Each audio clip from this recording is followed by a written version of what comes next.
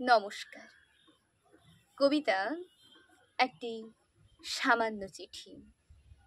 কলমে কৃষ্ণা বসু। শ্রীচরণ কমলেশু মাগো, কেমন রয়েছ তুমি?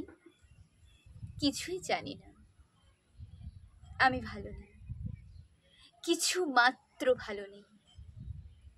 আমি কি সমস্ত ছেড়ে চলে যাব? মাগো, কার কাছে যাব? কে রয়েছে আমাকে নেবার? তুমিও আশ্রিত জানি দাদার সংসার।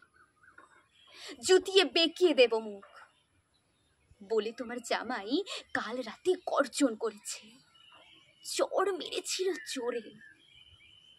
না মা, সত্যি জুতো মারেনি এখনো, তবে মারবে বলেছে কোনোদিন। কেন বিয়ে দিয়েছিলে মারে? দাসী খাটাবার জন্য কেন তুমি আমাকে পাঠালে? চেলি বেনারসি কোণে চন্দনীর স্নেহ সুঘ্রাণে। আজ 15 বছর ধরে ঘর করে সেবা করে তার কাছে একটা সত্যি কথা জানতে চেয়েছি। মাইনের সব টাকা কোনখানে যায়?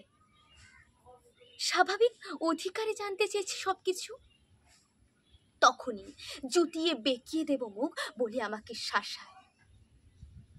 মাগো, আমি কার কাছে যাব? ছোটন তোতন খুব ছোট আছে আজও।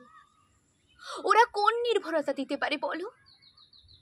বিয়ের পরের বাড়ি, বিয়ের আগের বাড়ি, বলো বলো কোন বাড়ি আমার নিজের অধিকারে? মাগো, আমি কার কাছে যাব?